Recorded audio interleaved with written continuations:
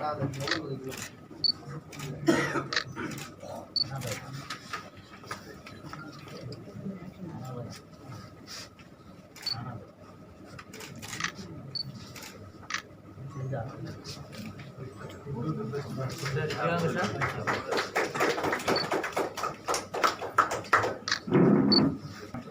Raju Singh, Vice President, Children's Hospital, to sign the formal MOU and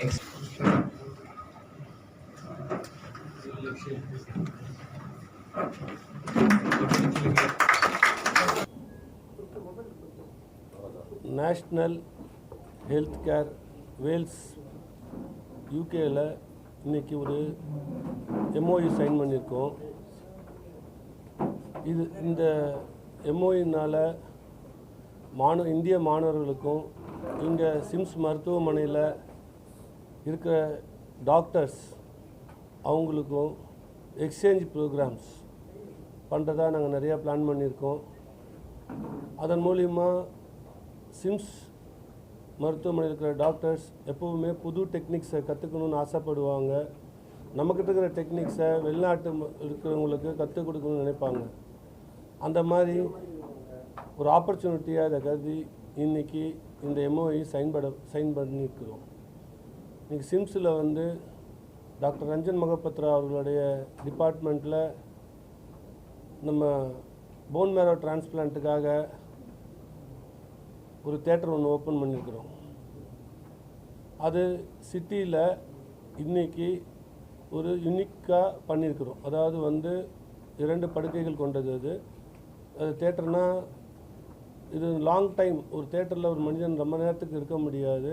ஆனால் இங்கே தங்கக்கூடிய படுக்கை அவங்களுக்கு மானிட்டரிங் வசதியோடு நாங்கள் செஞ்சு கொடுத்துருக்குறோம். இது இன்றைக்கி சிம்ஸுக்கு ஒரு அடிஷ்னல் ஃபெதர், ஒரு இன்னொரு செயற்கையாக நாங்கள் பார்க்குறோம். இதனால் இந்த கேன்சர் ட்ரீட்மெண்ட்டில் போன் மேரோ பண்ணுறவங்களுக்கு எக்ஸ்பென்ஸ் பண்ணி ரொம்ப நாள் இது பண்ணுறவங்க ரொம்ப கஷ்டப்படுறாங்க. அதை ஒரு அருமையான டெக்னிக்னால் அவங்க விலை குறைவாகவும் அஃபோர்டபுள் காஸ்ட்லேயும் அதை அவங்க பண்ணிக்கலாம்ன்றது எங்களுடைய விருப்பம், டாக்டரோட விருப்பம். எங்கிட்ட சொன்னார். நாங்கள் அதன் அடிப்படையில் இந்த தேட்டரை ஓப்பன் பண்ணியிருக்கோம். Thank you. Well, thank you very much for the warm welcome today and the opportunity to say a few words. I thought I might say a little about why we're here, a little just about India, and then perhaps something about my job and some shared insights and opportunities for our 2 countries, and more than that, for Wales and Tamil Nadu within India to think about our future. So this is the first time that a health minister from Wales has been to India.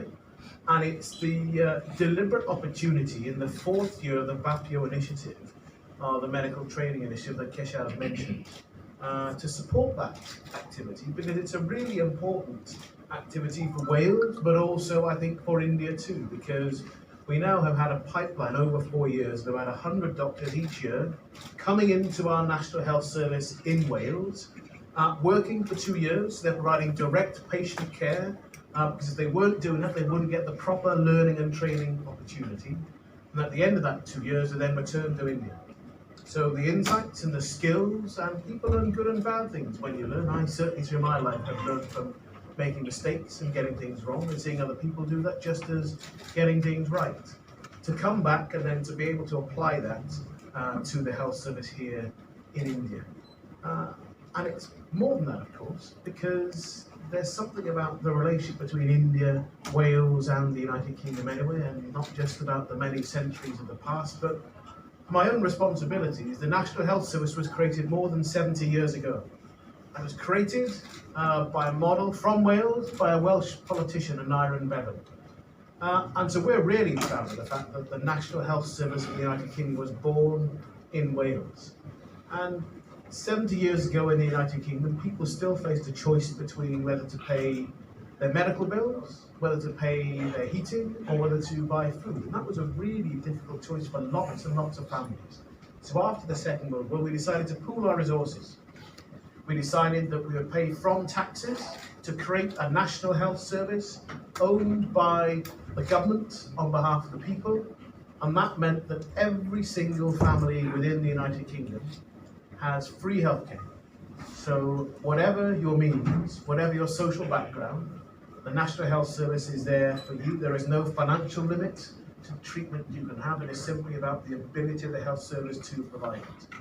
So it's a generally comprehensive system, and it was a really radical thing to do in the aftermath of the Second World War, and it remains a radical act to keep on funding our National Health Service, the collective will and effort that is required. And it's enormous. Just within Wales, a small but perfectly formed country of 3 and a bit million people, within the Welsh Government's budget, I spend over half of that budget, over £7 billion on maintaining our National Health Service each year. So it's a significant enterprise.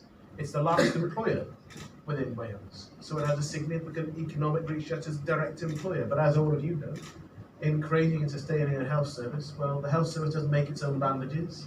It doesn't provide all its new drug treatments. So all of that activity around the health service, there's huge industrial scale level activity and the sectors of the economy around it. And I have responsibility for trying to safeguard the legacy, but more than that, to safeguard the future of the National Health Service. And that's where we still come back to India, because the health service would not have been created without doctors from this part of the world. The wider Indian subcontinent was really important in the creation of the National Health Service. There are large communities who would not have had a local health service as part of the National Health Service without doctors from this part of the world. So in coming back here with the medical training initiative, but in the doctors that we know have worked within the National Health Service and returned back to India for a variety of periods of time, some doctors have stayed in India too.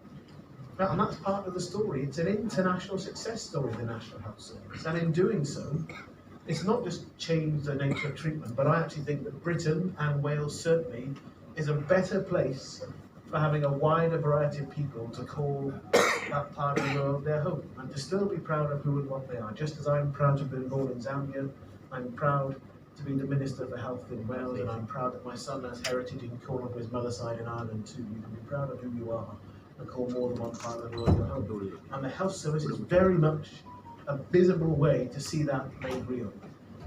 So if any of you came to the United Kingdom and you need treatment, if you went to a local doctor, you could well see someone from another part of the world.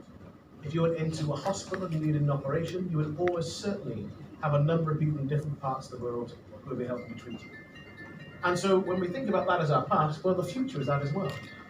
And for all the success that we rightly cling on to, we still have to think about what the future will be. So in prudent healthcare, now the value of healthcare, not just about how much it costs, but what is the point and the purpose of delivering healthcare? What evidence is there that it's the right thing to do? Can we be sure we're not doing harm? Are we making sure we're having the right person delivering the right care at the right time? You know, we don't want highly paid and skilled doctors doing work that someone much more junior can do, because that's a waste of their time. They can be delivering much higher value care in a different part of our system. And that requires reform, which is difficult.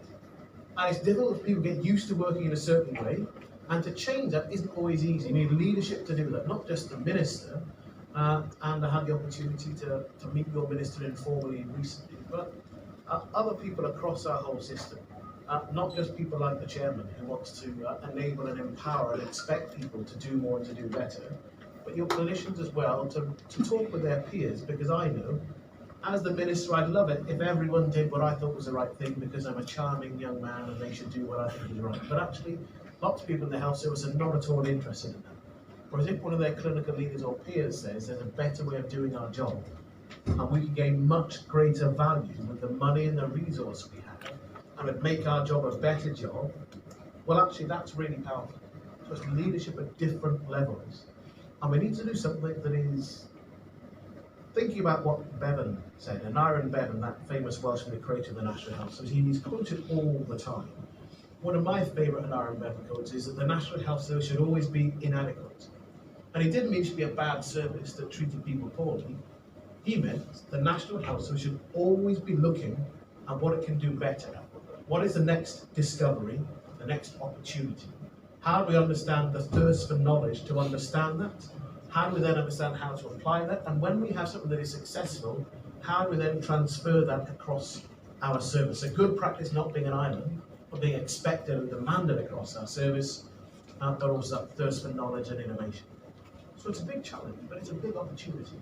And that opportunity and partnership with yourselves is to share what we have learned in creating the National Health Service, the learning that comes back from people who work in our two countries, but more than that, and the signing of the MOU is part of that as well, about how we share what we think we can do together in the future. And in doing that, there is much not just Wales to offer, but much for us to learn. Because I see real excellence in the provision of your facilities, the investment decisions you're making, and that never-ending challenge of what next. What can we do better tomorrow to make sure that more of our people benefit in the future?